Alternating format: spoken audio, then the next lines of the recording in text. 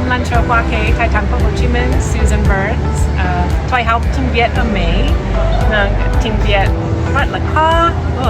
Rồi tôi hiểu học ngoại ngữ rất khó.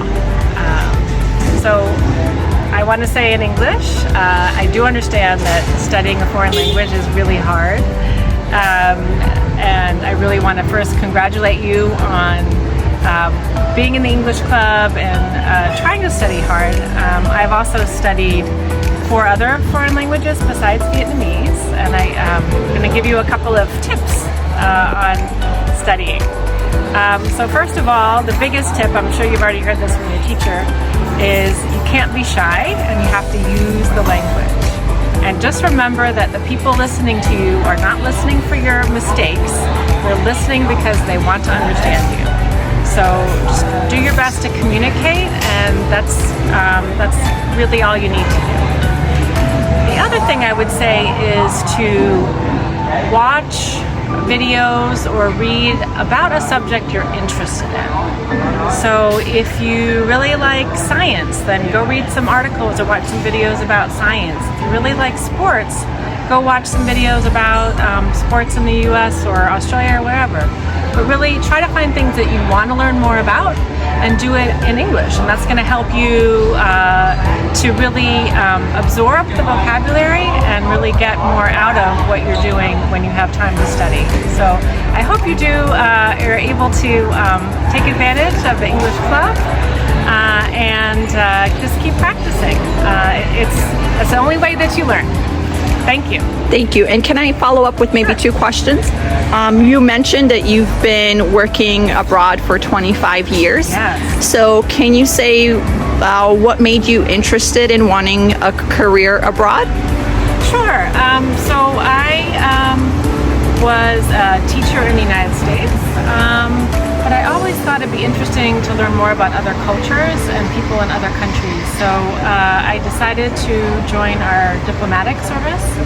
So that means working for what's the equivalent of our Ministry of Foreign Affairs. That's the State Department.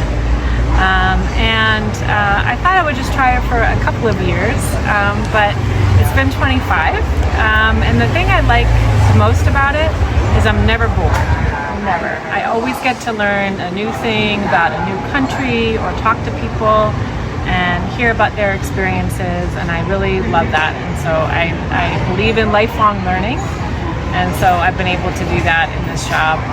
And I also believe that if we talk more between countries and between cultures, we're going to reduce misunderstandings and hopefully not argue or fight. So I also believe in that mission very much.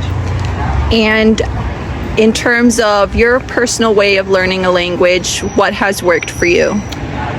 So I think it's important to understand your style of learning. So I am a visual learner, so I need to read and I need to see things for me to retain it and to understand it. So I definitely try to read a lot in a language, and if I watch a video, I make sure I have subtitles on because I need to see the language in order to absorb it. So I studied Mandarin, and that was very hard because Chinese characters don't make sense according to the phonetic way, the way you would pronounce a word. So that was very difficult for me. So I think it's important to understand how you connect with a language and studying. For some people it might be watching videos online. Other people might want to go practice. My husband is somebody who he needs to go talk to people, and he needs to go listen to people talking, and he hears by his ears. And so that's the way that he retains language, is to go speak it and speak to people. Mine is a little bit more reading. So I think that's the key, is knowing what works for you. Thank you. And what are you looking forward to in the coming year?